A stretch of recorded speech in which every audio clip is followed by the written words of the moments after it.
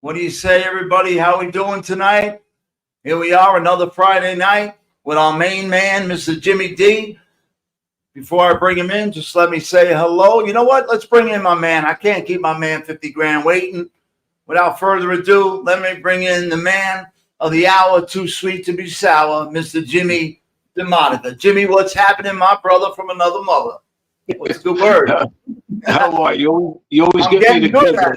at You always get Let me me just together. say, we got a couple of people in the house. Billy Boy, what's happening, Bill? Chatting with Satch is in the house. Terry, how are you, dear? Matty Boy, it's good to see you. And we got people watching that aren't in the chat right now, but they'll be coming in shortly, as I know they will. They look forward to this evening. Nikki, what's happening, Nick? Always a pleasure, my brother. Darren, how are you, my man? So as they arrive, I'll greet them, but I don't want to interrupt, Jim, as you're talking. I never want to interrupt. So let me just let people know that are out there listening, watching, that are thinking about Joe. How are you, Joe? What's happening, Joe?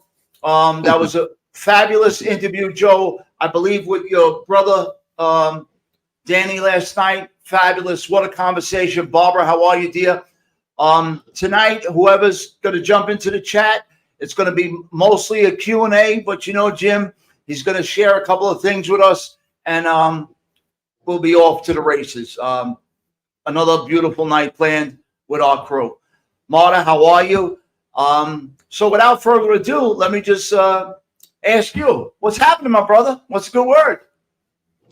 Same old SOS, same old stuff, brother. Just relaxing, enjoying myself, and looking forward to always a Friday night with my man amongst men, brother Craig. Thank you, Jimmy. It means the world to me to hear coming from you. You know that. I want to thank the Giancola family. Thank you so much. It means the world to Jimmy, myself, for you to be here tonight after the beautiful night we had last night and moving forward. I think tonight, yes, I agree. You know, again, I'll repeat it again. Billy Boy, always a pleasure, man. You know I love you, Billy. Nikki, everybody here. If anybody has any questions, start lining them up, get them ready. But before we get to that, no better time than the present to let me start attacking my dear friend with some recollection that I have. So, Jim, yes. As we go into tonight, we'll get to our Q&A a little bit. I want to say something. You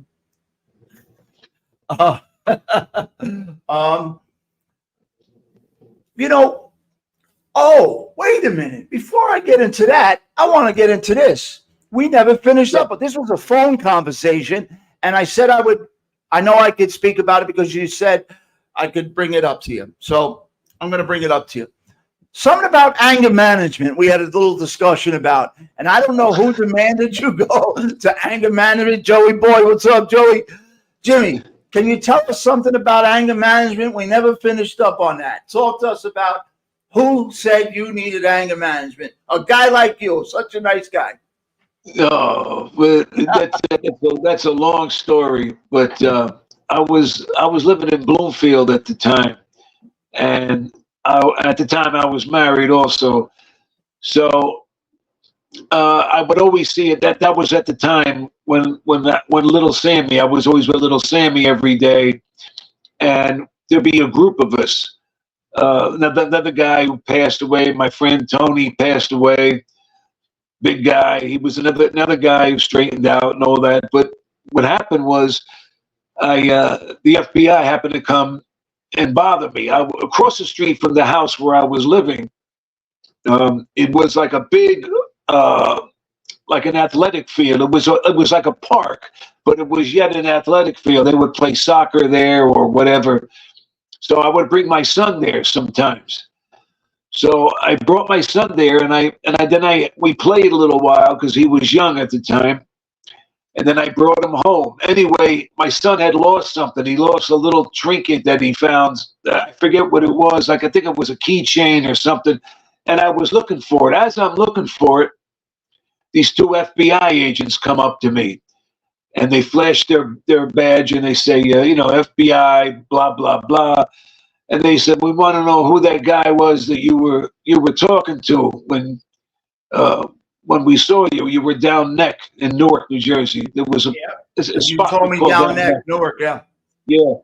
And he said, who was that guy you were talking to, and what's his name? He says, well, I said, look, you get 0 from me. That's what you get. You get 0. He says, well, if you don't want to say nothing to us, we can go to the beauty salon where we know that you put the beauty salon together for your wife and her sister to work, so they have their own business. Well, what if you like? How would you like it if we went up there and bothered your wife and asked her who this guy? If we described this guy, I'm sure she would probably know. So that's when I said to him, I said, look, you go bother my wife. How about if I go to kindergarten and go bother your kids? Well, To the agent. Yeah, to the agent. With that, it didn't take much. Guns came out. They called an additional car. They had me down on the ground. And then another guy came over with a shotgun. They had me there for a while. They put their knee in between my shoulder blades, you know, and they had me there for a while. Anyway, they took me down to Newark to the FBI building, which is called One Gateway. It's called One Gateway in Newark, New Jersey, right off of Route 21 or McCarter Highway, it's called.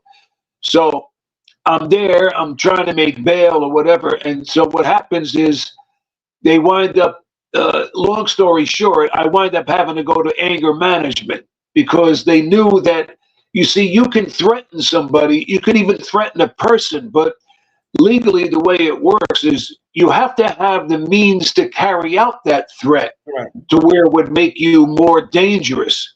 Like sometimes when people use the telephone, for example, see people that can call the telephone and say, listen, I'm gonna chop your head off and kill your dog and make you drink the dog's blood and all this. You know, the person could say whatever they want on the phone. Yeah, the cop, you can get a restraining order, let's say, if you know who the person is, but the person that's doing all that bad talk would have to have the means to carry out that threat. That's how it is legally. But because it was me, and because of my relationship with Dad and everything, it came down to the part where I had to go to anger management.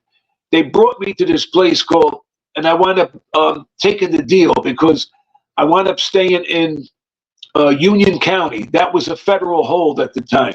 Union County Jail in Union, New Jersey. It was the county jail, but it was a federal hold.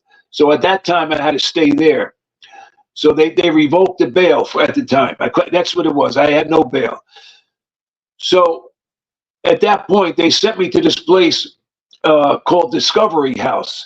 And what it was, Discovery House was mostly for all junkies to be there, you know, but they also had a small portion of the classes that, you know, that pertain to anger management, but it really didn't. So for you to be there, you had to subject yourself to put up with all these other things. So when I'm there, I'm not part of it. I don't want to have any part of it, right? Because I have nothing to do with it. Like every one of these people smoke cigarettes, which I don't smoke cigarettes. Right. So you know they're over there. They're saying that, well, you're gonna. They didn't like my attitude because I was different naturally. I was a cut above them people.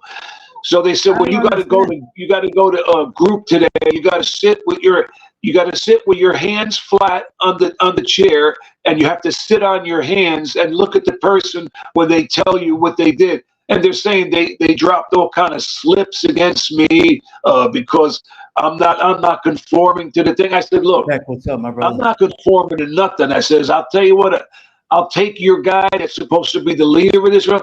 Let's go outside. I'll tell you what, if he breaks my ass, then I'll stay here. I said, but if I break his ass, I said, then I do what I want.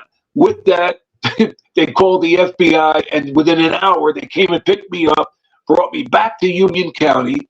I had to stay there until I went 3 weeks later to this place called Maryville. It was in Williamstown, New Jersey. It's called Maryville. It was this nun that ran the place, but she cursed worse than I did. I couldn't believe it.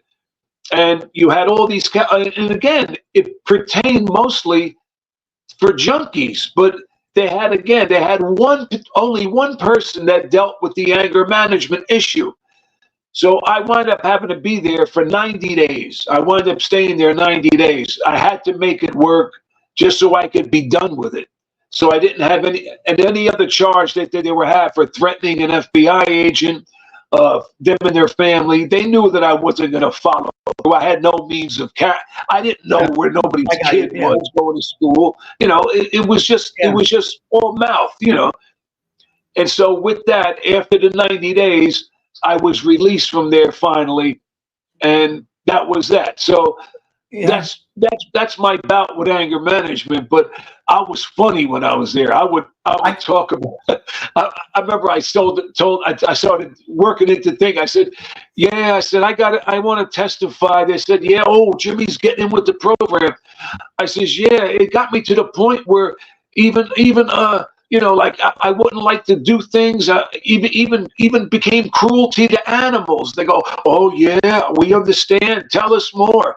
I says, "Yeah, I went to this circus." I said it was a local circus that came to town in down South Jersey, in Central Jersey, near Edison. And so I went to the circus, and there was a part of the show where they said, listen, the ringmaster said, we have the smartest elephant in the world named Jumbo. We'll pay $500 if anybody can make Jumbo bend up on his back hind legs and roar with his trunk real loud. We'll pay $500. So I said, I raised my hand from the bleachers, you know, but I went behind the bleachers. I grabbed a 2x4 and I smacked him right in the balls. I hit the elephant. He went up in the air. They had to pay me the money. So I figured this is going to be easy money. So I'm telling the group this, and they're listening. Oh yeah. I said, so now I went to the next town.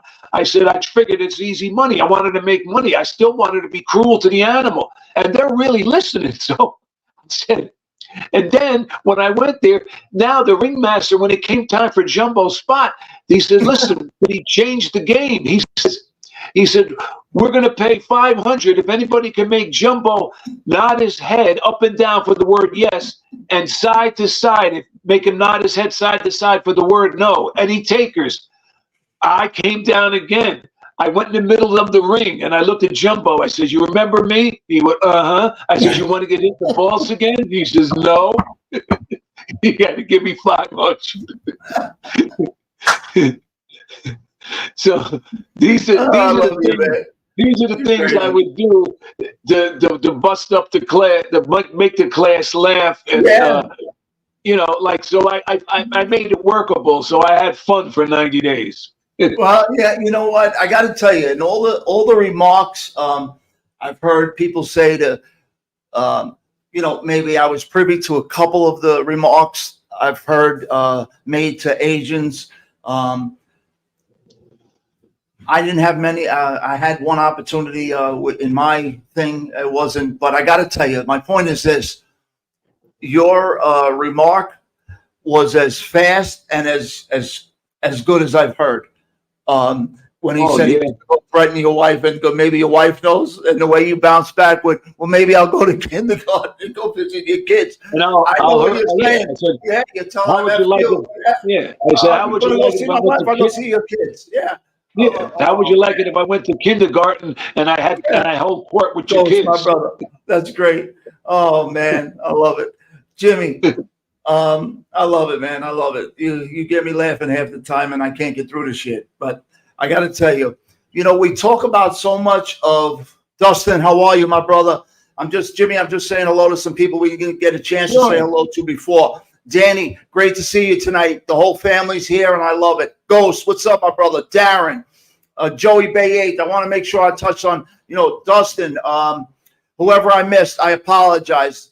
Joe Town Jack, always a pleasure. Davey T from Boston. You know, Jimmy's being Jimmy and we're having some laughs here. Jim, I want to ask you this. You know, we always talk, you know, we're episode 17 here. You know, there's so much people are going to learn.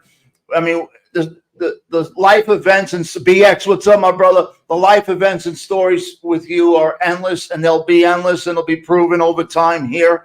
But what I want to do is I want to shake it up a little bit tonight, because everybody knows Jimmy D and honestly, the crew you came from and the stock you came from, meaning Juicy, your dad, and Bert and everybody, and little Sammy, as you mentioned. You didn't mention, but I know you're talking about little Sammy, you know. We're going to shock them tonight. I want to see if we can shock them a little bit. Is there anything legitimate-wise that you might have been involved with that you could share with us that wasn't criminally, that was successful? Anything that you did that might have been on the legitimate side of things that, you know how to earn that way as well. It wasn't just one-sided. Yeah. I was on the verge of having a miniseries done, because there was a guy in 1984. Right. He was from Toms River, New Jersey. His name was Rob Marshall. Rob Marshall was married to a Maria. Pardon me? Is this that murder thing? Yes. It was a big murder. Cole, tell us about that, man. Tell us. Yes. I want to hear this. Yes. What happened was Rob Marshall, he was convicted of hiring a hitman to kill his wife. But yet when they went to trial with him and the hitman was found not guilty. And yet they found Rob Marshall guilty of hiring, let's say, somebody that obviously killed his wife. They pulled over at a rest stop, Oyster Creek rest stop, on the New Jersey Parkway, on the Garden State Parkway. And they lived in Toms River, and they had 3 sons. They had Robbie, who married the girl Tracy Gold from the show Growing Up, or what was it called? Growing Up, or no. I forget the name of the show. Whatever. It was with Alan Thicke. Growing Pains. Yeah, that's it. Yep.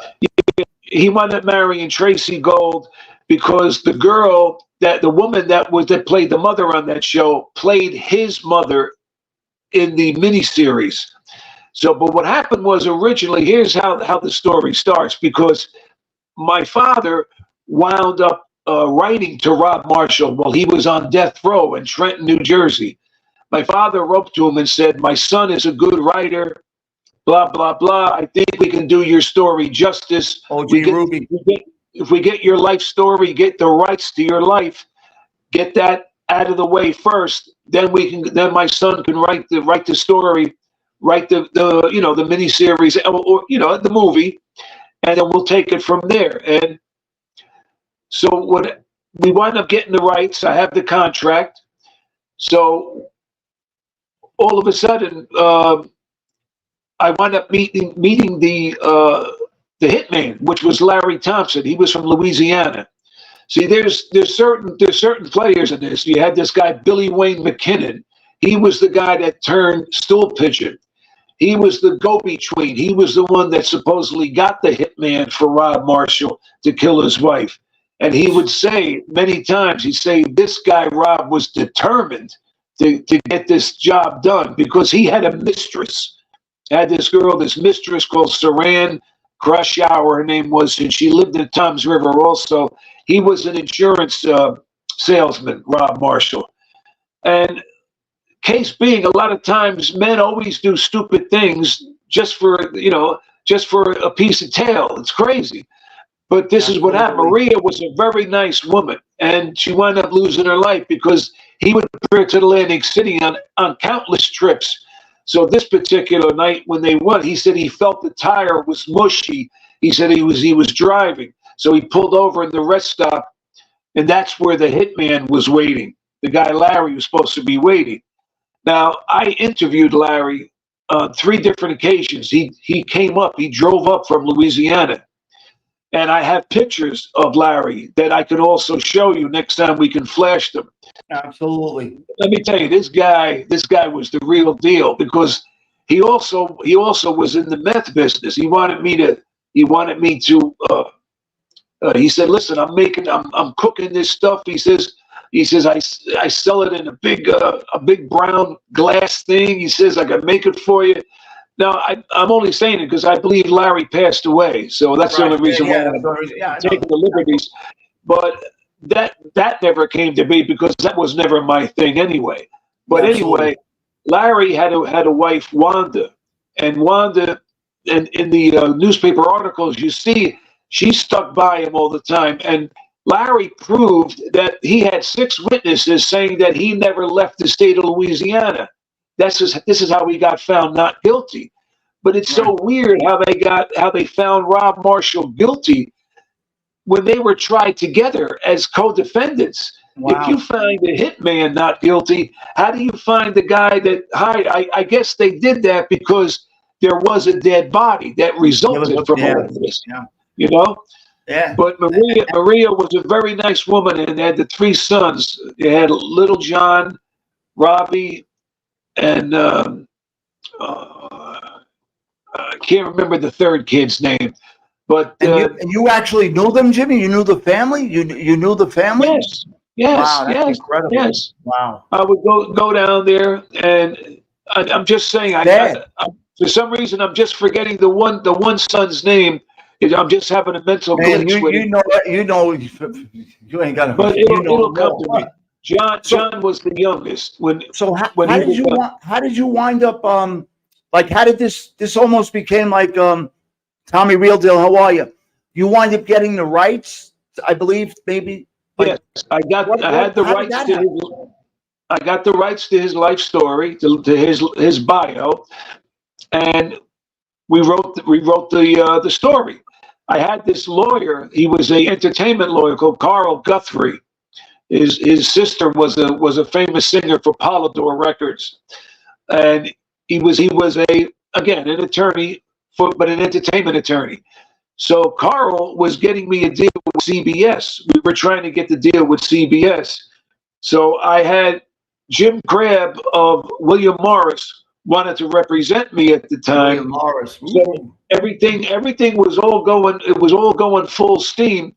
But Joe McGinnis, who wrote the movie Fatal Vision about Dr. Jeffrey McDonald, was also a famous miniseries about 10 years prior to that, about a guy who was also convicted of killing his wife and his family, though it was his family. So the reason why they went with him, because he already had a proven track record, because Joe McGinnis had a proven track record, and they knew that his book sold. It was a bestseller. It was on the bestseller list for like maybe 60 weeks in a row or something, which was Fatal Vision. But then he wrote the book about the Marshalls, about Rob Marshall, Maria Marshall. It was called Blind Faith. That was the name of the book. That's crazy. And it also became a miniseries. But I'm the one that I just almost had it, because I went to the lawyer Barry Slotnick. Barry Slotnick was very powerful. Mm-hmm. Remember, he was the one that represented Bernhard Goetz, the subway vigilante. I was a kid, yeah. I was young, yeah. Right. So I went to Barry Slotnick and I says, Barry, look, can we stop NBC from doing this miniseries and thus putting my name down as the writer, because I have the legitimate rights. Here it is. He looked at me and he says, Jimmy, he says, we got nothing here, because they're going to go with, they're allowed to go with anybody they want to go with if they see fit, and especially somebody who has a proven track record like McGinnis. So that's what wound up happening. But there was so many near misses and so many close calls that got away. Where the big fish got away from me in the legitimate world of showbiz, where I wouldn't have had to resort to the life of crime, you know. Yeah, absolutely. But then again, the life of crime does pay a little bit more frequently, and a lot, you know. It's more lucrative sometimes too. I just want to say, man, I love it, bro. You get me to laugh, and I really. So, what you was telling me that there was one of your listeners had a question or something, and I can't hear you. You got me now. Okay. Oh, I got you now. Okay. Okay. One of your listeners had a question for me? Yes, one of our listeners, I don't see him here tonight. He goes by the name of Penn State. I happen to have a Penn State jersey on tonight. But anyway, he emailed me because I missed the question I was supposed to ask you last week. I didn't see it till we were off the air. Anyway, this was the question. And it's kind of like William Brooklyn. What's up, my brother? The question is this. At the height, now follow me here. At the fight, at the height of both of their power, at the height of their power, who, in your opinion, do you think was the most powerful as a boss? Senior Gotti, or the Chin? It's kind of a tough question. What do you think? I'm going to just give it to you. That's what was asked. Correction, or like Johnny Moose says, or this guy here. Oh, that guy. That's right. That's right. That's right. Let me tell you, like, I'm more leaning towards John Senior, because he took the bull by the horns and did what he wanted to. He made the statement like, this is our crew. We're going to do what we want. It's our business. We'll clean our own backyard if we feel that something is amiss. And that's what he did. Now, had he had longevity like the Chin, who knows what other great things he would have done, because he was not camera bashful. He didn't care. He says, if I'm going to be in the public eye, so be it. That's why usually every Tuesday night was Shape Up night. And then you would have to go there, to the Ravenite. Let me tell you something. He didn't care. That's why he said no facial hair. Nobody was allowed no mustache or nothing. You couldn't have no facial hair. No beard, no goatee, no mustache. And he said, this is the life you chose. There's going to be cameras. The hell with them. Let's roll with it. Roll the dice wherever it may land, whatever number it lands on. That's how he felt. And this is how what of a conviction that he carried. He wanted everybody to feel the same way, right? We chose this life, or whatever it was. In your case, you're born into it, but this is the life we chose. And if I tell you to be here on Tuesday nights, we're not only are you going to show up, you're not going to be bashful about it. Don't put your head down, hold your head up high, and be proud of what you chose, whatever, and that's just a fact. That's how he felt, and nobody knew that better than you. So that was the question, and I was like, but I said I'd asked it, and it is I kind of agree. I know that you're not asking my opinion, and nobody's in the chat. I do believe, though, longevity speaking, there's no question in my mind, and I was a little younger, but growing up, and I was in my 20s, but at the height of his power, there's no question Senior was out in the forefront, and I don't want to say a trailblazer, but this is who I am, and if you don't like it, too fucking bad. Excuse my language. Right. Whereas, the other guy, they could say, he was smart, he was this, he was that. He had the longevity. Senior didn't have the longevity. But think about it. Think about it, Craig. Think about it. The way he pulled that off, that was a stroke of genius. Think about it. He pulled that move off. That was a daring move, and he pulled it off. Yeah, you got to really see. I know I'm talking to you, but like if we would just shooting the breeze, like nobody's in the chat right now, and we could even talk to the chat. It's open. How many people would even dare? That would be a thought would go in their head and out the other. They wouldn't even consider that. Not only did he think about it, he put it together and pulled it off. Right. Other people would be even frightened to have those thoughts. They'd be afraid somebody would squeal like, hey, so-and-so is thinking about being subversive. That's how it goes. All right, we got a question for you coming from our friend Terry I know Terry, I believe, is from New Jersey. Jimmy, did you know Lenny? He owned Vesuvius on Bluefield Avenue. Of course. Lenny was my friend. Talk to Terry, please. Sure, Terry. I know Lenny for decades. Lenny, his one dish that he would serve that he made him himself. It was called Hotsy Totsy shrimp. That was one of his appetizers that was real good. It had a lot of tang to it, but Lenny was always doing that. He always had different stuff. And you know how what he came up with? He would come up with different little appetizers and stuff. But the way he would do it was half the time it was things that were, let's say, that were going to turn bad in a couple of days. He would mix them and then put like a different flavor over it or a different topping or something. And that's what he would say. He'd say, "Hey, try this. This is something new the chef has made." And he would always know how to get the fullness out of every morsel of meat in his freezer, and he would never have to just throw something out. He would find a way to make money with it. But Lenny was great because his wife there was a lot of pictures with his wife that she had pictures taken with the Pope a lot. She liked that stuff.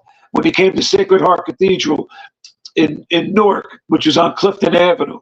Right. But Lenny and I got along great. He liked me, I liked him. That's the answer to your question, Terry.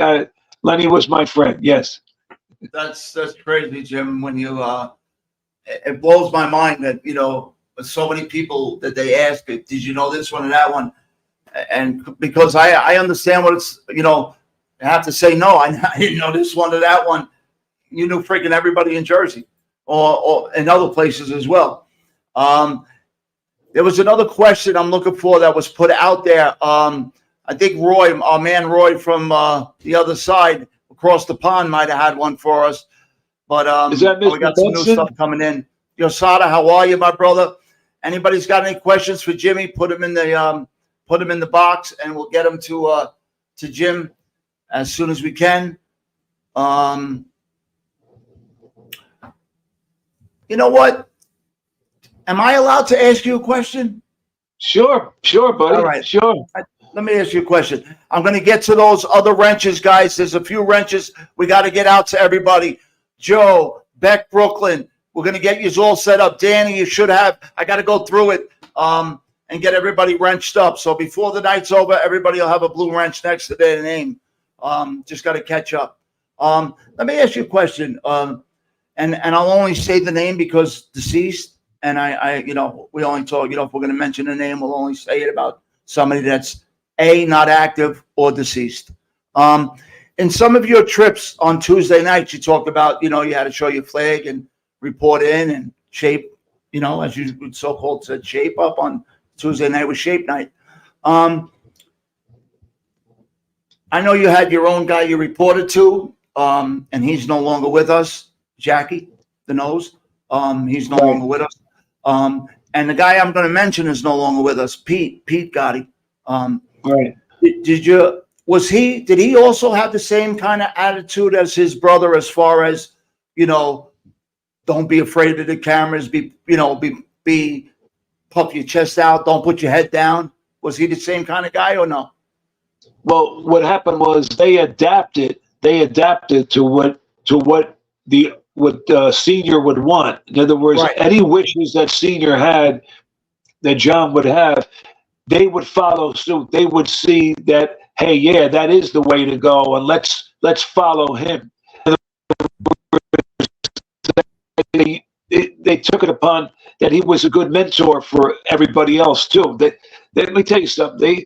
They thought very highly of him because they said, and like I said, the old man told me. He said he's a hell of a man. He said he's some man. So when I hear that, I gotta go with it. I was never doubtful. I'm never doubtful for a minute. But that's how it is when you hear stories. But then when you hear it by somebody who you love, and they tell you, they look at you in the eye and say, "Boy, what a man this guy is." Like it's like an awe. There's, it's just something that you're never going to see again. Nothing like that is going to pass your way again in life. So it's something to remember. It's something to really treasure. Absolutely. And then that's coming from somebody like your dad. No question about it. No question about it. I'm just trying to get to see if we got any more questions. We asked that one question about this guy. Now we'll go to the next question. If we got any Jimmy, I apologize because they don't just stack up. Like I gotta look, I gotta search for them. All right, here we go, Terry. Jimmy, did you know? This is great. Jimmy, did you know Sammy and Ralphie Crow from First Ward in Newark? This is unbelievable. This is hysterical. Go ahead, Terry. You get him good all the time. Go ahead. He's laughing. Yeah, I know Ralphie Crow. I would see him at the Big Top all the time. The Big Top was on Clifton Avenue. It was called the 357 Club or 257 Club. It was called Louis Malanga's joint. And that's where I would always see Ralphie Crow. But that place was notorious for other reasons too. Because let me put it this way. You could never, they had two bathrooms, male and female, but nobody could ever use the bathroom because they were always occupied with, with someone with talents, we'll say. You could never get into a bathroom, and you would talk to George. He was the bartender. You would say, George, I want my friend to go over there and see what's her name. He'd say, well, hold on. He goes, I got two guys near the pool table, one guy near the cigarette machine. They all go first. Like he had these little spots. And it was so funny because Christmas time, there'd be a little Christmas tree set up on top of the cigarette machine. And underneath it was a bottle of Lavoris and a big sugar daddy. So it was reminiscent of what kind of action was going on in those bathrooms. By the way, the Penn State guy that asked that question of you with, this guy and Senior, he says, thank you very much for answering his question. Terry also says, to let you know, Ralphie was her uncle. Oh, okay. That's great. Sure. Terry, I was real close with Stevie Ganella. Stevie Ganella, before he died, was my dear friend. As a matter of fact, when I did the adult movie, I put him in it. There's like a funny scene where he does the mohawk, the Mohegan, where he pulls his hair up and he screams into the camera. I put Stevie in the movie for that because he was such a funny kid. But I'm sure Terry would know Stevie Ganella because he was real close to Ralphie Crow too, and I was introduced to him through Stevie Ganella. That's how I met Ralphie. That's crazy, man. Timmy Irish, who's always with us but had to go back to work for a couple months, sends his love. If anybody's got any questions, again, put them in the box. It's crazy. It's a small world with Terry, and I remember TT Rad. You knew half of the people that she knew. Joe, I'm glad to see you. We got your wrench, Joe. I'm just looking for questions here, Jim. Unfortunately, I gotta search. StreamYard doesn't make it very easy for me. I gotta search for them. Danny, you should be wrenched up. So there should be a wrench next to your name coming. Jimmy, here's a question for you. Okay. It's actually not in writing. It's one that came through on email, but I do remember it. There's so many that come through.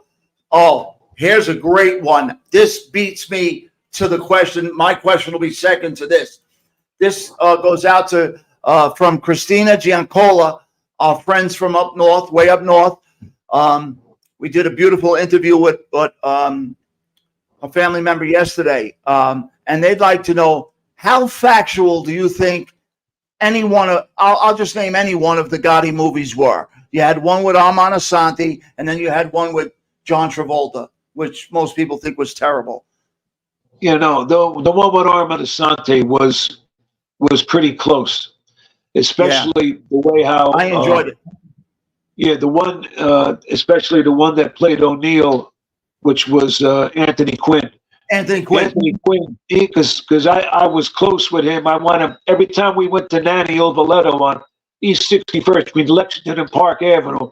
It was one of the best restaurants for Italian in Manhattan. You would sit with who's who of celebrity any night. Tony Bennett, sit with Peggy Lee, this one, that one. I remember Jermaine Jackson sat right next to us. And so with Anthony Quinn, though, he really played. He played O'Neill. Well, O'Neill. We called, my father always called him O'Neill. Neil Delacroce. He played him good, But and Phenomenal. again, he's so seasoned as an actor. He did over 250 movies. I mean, but Armand Asante, he was great. He was great. It was that one was very good. It was very good, very well made.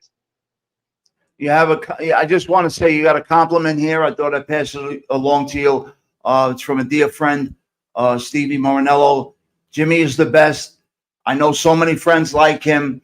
Your demeanor, your personality, you're a class act, 100%. I thought you'd like to hear that. Oh, thank you, Stevie. Thank you, Steve. It takes. Now, let me tell you something. What I had. And again, hold up a minute, Greg. Yeah. It's very nice when you hear a compliment from another gentleman. Yes. Because a lot of guys when you're secure in your manhood, you can give another compliment to another man because Absolutely. you're secure, just like I am in my manhood. But the guys, because there's a lot of guys who don't have it, they won't be able to do that because they feel insecure, and because it reminds them of everything they might never going to grow up to be or be. So, but when you hear another guy give you a compliment, that goes a long way, and it shows you the demeanor of that man is a man that's a class act also by him in his own right too. Absolutely. Remember you told me, Jimmy, about MRM? You told me MRM? Yes. That's Stevie, yes. and that's Nikki, that's Tommy, Real Deal. We got a bunch of MRMs in here, and a bunch. MRM, a whole bunch. We'll fill them in. MRM is man recognize man. A man recognizes another man. That's Absolutely. what MRM We got a great crew. Great crew. Now I'm going to get to my question because Christina, that was a great question, and I love that. I happen to like that movie that you said the Armand Asante version was phenomenal, in my opinion as well. But you would know it, living it, especially with that crew and those guys. But I have something that came through on an email, and it's actually nothing that would be directly involved with your house, but it was more about timing.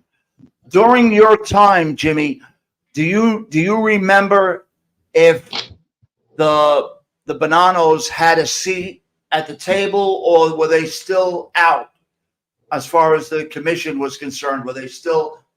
Do you even know if they had a seat? Were you privy to that information, or? Oh no, they had a seat because when I was with Johnny Moose in the early '80s. Johnny Moose. we were partners. We were partners with Anthony. Jesus, I was ready to. Anthony, his daughter did that show called Mob Wives or something like that. Anthony Graziano. That's right. TG. Right. TG. DG, we were partners on him every weekend. I was with him and Johnny Moose. Sure. We were partners in the Ritz Theater. It was called. It was above a rolling rink on Richmond Terrace, and I would see he would be there. And he had a guy, Steve, that he carried a cane. He was the one that would look after TG's interest. All that, and so that was the time when Johnny Moose was going crazy in the place. He throwing heavy, full beer bottles at people, going nuts, and he started scratching this girl in the face. He started beating her up, and so he told Steve, he says, "Give me your cane, give me that cane." He goes, "Well, I need the cane." He goes, "What do you want it for?" He goes, "I want to hit that broad with it." He was just bad as a monster in the face. Yeah. Then Graziano the next day would call me at Johnny Moose's restaurant, Roberto's on Bay Street. He said, "Jimmy, is that you?" I said, "Yeah." "What's the matter with him? Is he going crazy? Is he going nuts?" I said, "I don't know, Anthony. He's, you know him. He does things his own way, Crazy. There's so many things with Johnny Moose. You've told so many funny, hysterical stories, and it really talks about Hey, Todd Father, what's happening, my brother? It talks about the relationship of you and Johnny Moose. It really does.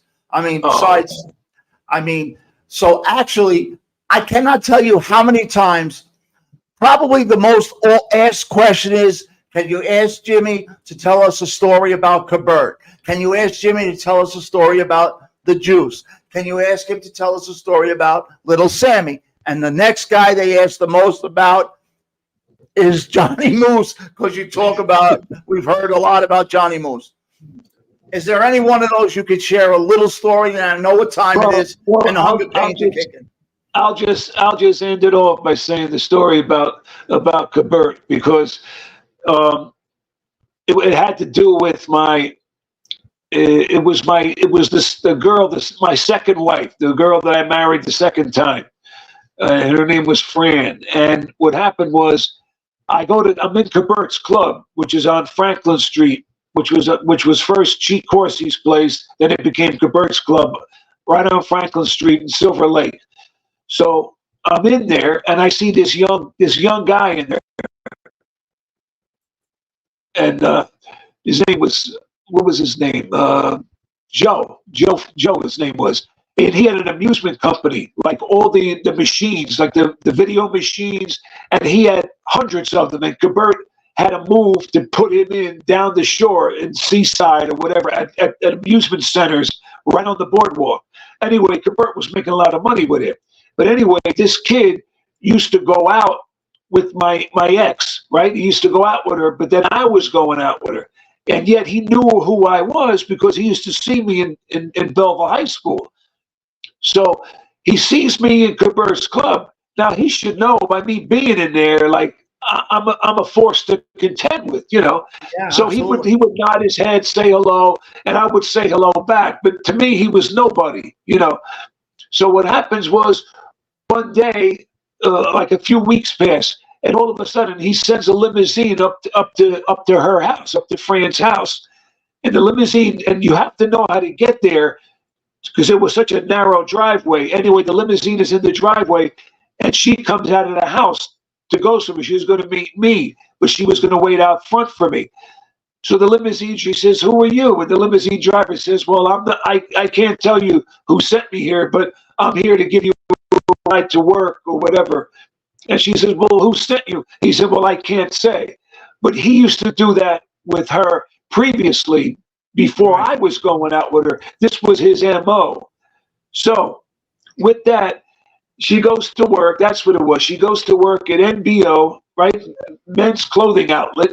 And I called up to talk to her that day. And she says, "Oh, you sent the limousine up to give me a ride to work?" I said, "What?" I said, "I didn't send no limousine up. I didn't send no limousine there." And she says, pardon me. She says, "Oh, you didn't?" So now we both figure it out who it is. It's him. Now, this was a Saturday. With that, I go right down to where he works.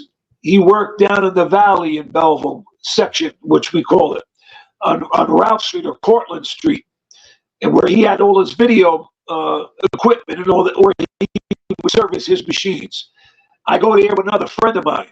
So I go right in his office. He's sitting behind his desk. I said, "Oh," I said, you sent the limousine to our house, knowing that I'm going out with her? Know that I go out with her?"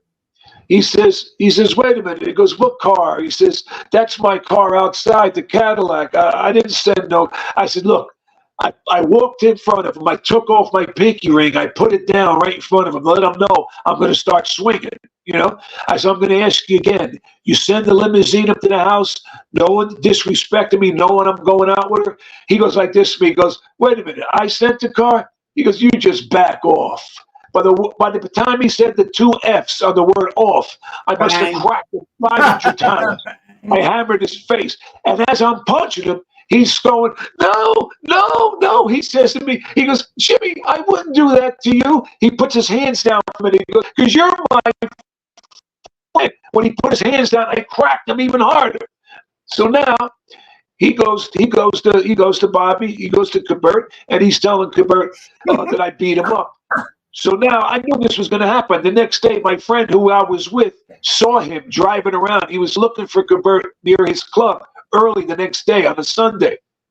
He had he looked like a raccoon. He had two black eyes, all puffy, right? And he's driving around. So now it comes the following day, Monday, I go to Kabert's club just to nosy around.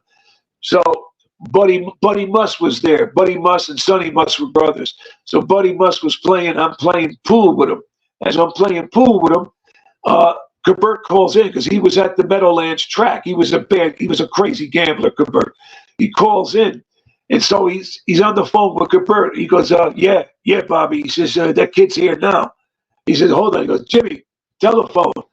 He says, it's Bobby. So I get on the phone. I says, hey, Bob. He goes, Jimmy, did you beat up some kid yesterday? I said, no, it was the day before yesterday. He says, well, you know, this kid is around me. He goes, you're taking advantage because of me and your father are close. He goes, I shouldn't let you slide. He goes, but I'm going to have to. And I says, wait a minute. This isn't over. I'm not shaking him down. This was over a girl. You know, he's doing the wrong thing to me. He goes, Jimmy, hang up the phone. So with that, I had to tell Johnny Moose at the time, because that's who I was around. So I told Johnny Moose at the time, and he went down to Kabert's club, and he went down to talk for me. He says, look, he said, Jimmy gave this kid a beating. This is the girl he left his first wife for. He said, so Jimmy's justified in what he did, blah blah blah. And anyway, it was all ironed out with Johnny Moose making his presence known. Unbelievable, Jimmy. That's the story. That's the story about Kabert. Another thing. And then then about a year later. Marty, you're wrenched up. Marty, you have a wrench. Go ahead, Jimmy. I'm sorry. This kid wound up going bad. This kid, Joey Fay. He wound up being a stool pigeon against Kabert. So we're sitting in the Lyndhurst Diner. Me and my father and Kabert. We're sitting there. So he goes, yeah, Juice, I'm sitting right in this booth, and the kid was wearing a wire. He goes, you know who this kid is, Jimmy, the one you beat up. And I felt like saying, like, you were going against me, and now the kid turned out to be a stool pigeon. Now, aren't you glad I beat him up? Absolutely. Jimmy, one more, and then I know what time it is. First off, OG Ruby, thank you so much. 2, yes, we are going to go up to that beautiful land with the maple leaf. We're going to get up there. And Timmy, I am driving. You're right. Absolutely. One question, Jim. This comes from Terry again, and then I know it's time for dinner. Jimmy, did you know Lenny Iodici from DeGraw Avenue? I could be saying it wrong. Lodici or Iodici? Lodici. That sounds familiar, but on DeGraw Avenue, that's where Tony Imperial lived. He lived there. And also my friend that I used to be with a lot, Al Mucci, and you know, Mooch, they call him the Mooch, Al Mucci. He lived on DeGraw Avenue too. But Tony, that particular guy, it's not ringing a bell unless I see a picture of him and I might know him. A lot of times I know people just by sight too, but it's just not ringing a bell right now. Sorry, Terry. Hey, listen, we got a lot of them. You nailed a lot of them. Jim, what else can I say, man? Another, I think, awesome chat. A nice night. People get a chance to relax, unwind, hear some great stories, hear some great, get some good laughs, hear some truths. Heard some legitimate stuff you were involved in. Could have hit home runs with, just missed by inches, and maybe you don't go down the road, you go down. I just want to thank you, as always, for being here and doing it right here with us, brother, and being part of this. Thank you so much, man. Well, thanks for being my buddy, and hope everything goes well with everybody in the family. Everything is going nice and smooth, and let's keep it that way. Absolutely, Jimbo. You enjoy Manja Figumi. Be well, my friend. All right? All right. I love you, pal. I love you. I love you more. I love you more, Craig. Bye-bye, everybody. Good night, brother. I hope everybody, let me get us to a different layout. And I just want to say, tell you guys how much I do appreciate everybody coming in.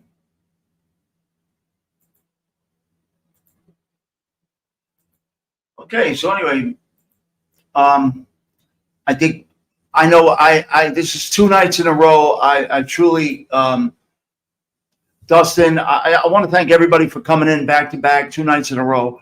Last night was a beautiful, I enjoyed that show very much. I said it. I enjoyed tonight very much. I thank you so much for everybody that gives their time and comes in, spends a moment with us. OG Ruby, thank you so much for helping me out and helping us out while we pray for Cinnamon Girl and everything that's going on with her family. I thank everybody for wishing my family well, and my mom is doing well. And I want to wish all the mothers out there, absolutely, thank you, Davey T, my man, everybody out there, Tommy Real Deal, thank you for saying that, because I probably would have forgot, so I got to admit that. Absolutely, happy Mother's Day to all the mothers that are out there, that are in this chat, that can hear our voice, that come across this video. Happy Mother's Day. Be safe. Love you guys. We'll see you soon. Mrs. Giancola, have a beautiful Mother's Day. And everybody out there, if you're a mom, enjoy. Wish your moms a happy Mother's Day. And like Tommy Real Deal says, we just make saying tonight very long, but I'm going to keep it short tonight. Thank you so much for being here. And I'll see you guys. Have a great weekend. Everybody, thank you so much. Love you guys. Be well. I hope you enjoyed tonight. And